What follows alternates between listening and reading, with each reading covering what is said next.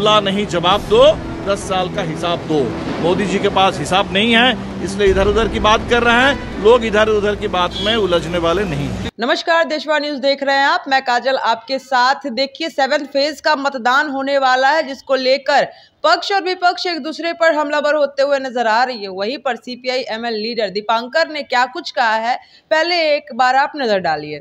तेजस्वी यादव ने कहा है कि 4 जून के बाद है वो नीतीश जी कुछ निर्णय ले सकते हैं, कैसे लेते हो? नहीं, अभी तो देश निर्णय ले रहा है।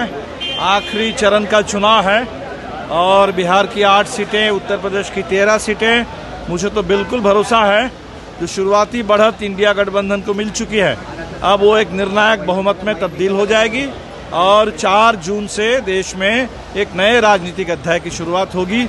10 साल से मोदी जी ने परेशान कर रखा है देश को, लगातार हमले हो रहे हैं संविधान पर, लोकतंत्र पर। 4 जून से एक बिल्कुल नए बदलाव आ जाएगा। लोग जागरूक हैं। चुनाव आयोग पर निश्चित तौर पर इस बार सवाल उठे हैं, सुप्रीम कोर्ट ने भी सवाल खड़ा किया, लेकिन हमें भरोसा है जनता पर, इस देश के जागरूक जनमत पर।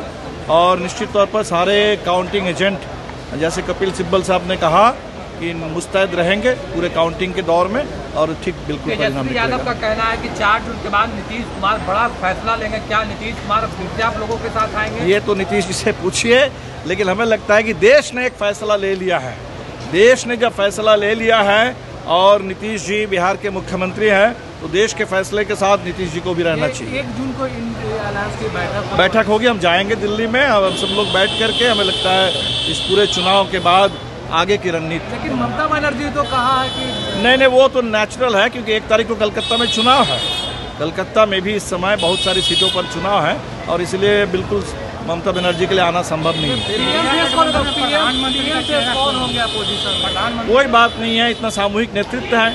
इस बार देखिए, मोदी का चेहरा ही, उसी के चलते तो भारतीय जनता पार्टी परेशान हो गई कि उनके पास और कोई चेहरा नहीं है, और इधर तो बहुत सारे सामूहिक नेतृत्व है। बिल्कुल बैठक में प्रधानमंत्री के चेहरा नहीं, अभी तो बैठक होने दीजिए, और उसके बाद जब समय आ गया। राहुल गांधी बिहार आए थे, आप लोग मटन पार्टी कर रहे थे, इस पर भी सवाल खड़े हो रहे हैं। नहीं, वो सब पर कोई सवाल।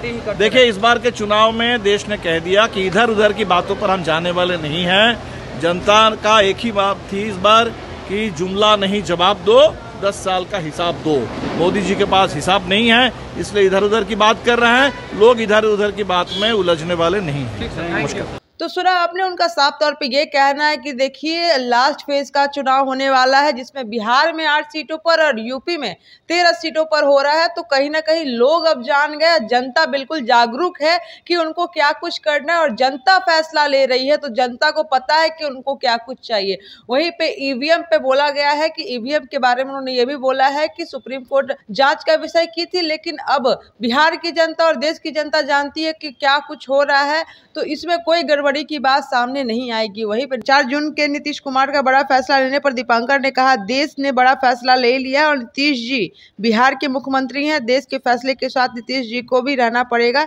1 जून को बैठक पर दीपांकर ने यह भी कहा है कि हम लोग बैठक में जाएंगे, बैठक करके चुनाव के बाद आएंगे और रणनीति तय किया जाएगा। तो कहीं ना कहीं देखिए, विपक्षी भी हमलावर होते हुए नजर आ रहे हैं कि आखिरकार जब 1 तारीख को मतदान खत्म हो जाएगा और 4 तारीख को जब नतीजे निकल के सामने आएंगे, तो पारदर्शी रूप से आएंगे। ईवीएम के द्वारा भी पारदर्शी रूप से चुनाव लिया जा रहा है, और चुनाव आयोग अच्छे तरीके से जानते हैं, और खासकर बिहार की जनता या देश की जनता सब जानते हैं, और पारदर्शी रूप से चुनाव भी हो रहा है। तो देखना रहेगा कि आगे जब 4 तारीख को नतीजे निकल के सामने आते हैं तो क्या कुछ होता है। बने रहिए देशवार न्यूज के साथ।